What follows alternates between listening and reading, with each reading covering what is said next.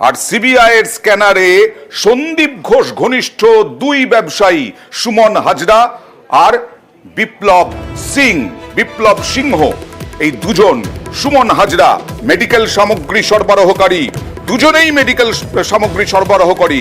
নজরে আর এক মেডিকেল সামগ্রী সরবরাহকারী সুমন হাজরাও সাকরাইলের হাটগাছার দুই ব্যবসায়ী বিপ্লব ও সুমন সন্দীপ ঘোষের যাবতীয় দুর্নীতির মিডলম্যান, এরকমটাই অভিযোগ। দুজনের বাড়ি থেকেই বহু নথি বাজেয়াপ্ত সিবিআইয়ের। আর প্রতিবেশীরা কি বলছেন দেখুন।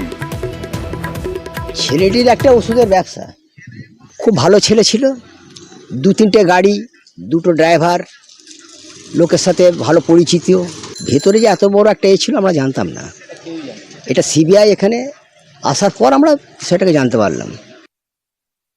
পার্টিতে আগে সিপিএমের ক্যান্ডিডেট ছিল, দাঁড়িয়েছিল ভোটে, তারপরে হেরে যাওয়ার পরে কিছুদিন মধ্যেই এই আমাদের জেলার সভাপতি আছে কল্যাণ ঘোষ, উনি এসে বাসুদেবপুরে জয়েন করিয়েছে। হ্যাঁ নিশ্চয়ই কিছু এ ব্যবসা আছে, নাহলে এত পয়সা হবে কোত্থেকে।